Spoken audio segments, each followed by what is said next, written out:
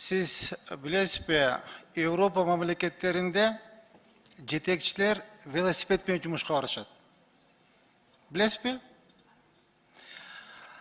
Англиянын премьер-министри Борис Джонсон деген жана чачы сапсайган бир англичанин бар. Жумушка велосипед менен барып, велосипед менен келет.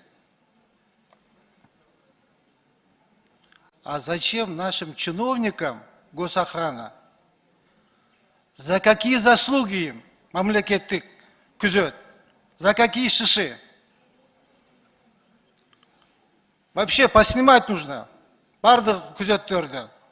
Пусть на троллейбусах ездить. Нечего им. Государственные деньги налево-направо. Жоготпой. Урматтуу Жумалбек Кумарович, экс-президенттерден кимди кайтарасыңар?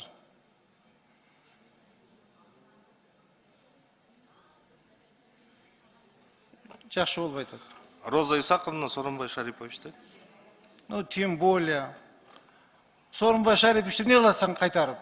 За какие заслуги его охранять? Барып тиги Каракул жыгарып кой Кайдарбаева. Эмне үчүн Отунбаевага госохрана? За какие заслуги им госохрана? Мамлекетти акча издеп жүрсөк, бюджет толбой атса, карызга батып атсак, кереги жок алат охранать этип. Мамлекетти карызга баткан үчүн аларды кайтарабызбы? Поснимать нужно их. И мен урматтуу депутаттарды да суранып кетем. Жумалбек Кумарович, мураки жаңы мо долбоор кабыл алынып калса, жогорку кеңештин президентке сөзсүз күзөт, жогорку кеңештин төрагасына, министрлер кабинетинин төрагасына, Конституциялык соттун төрагасына 10 секунд кош бергиле.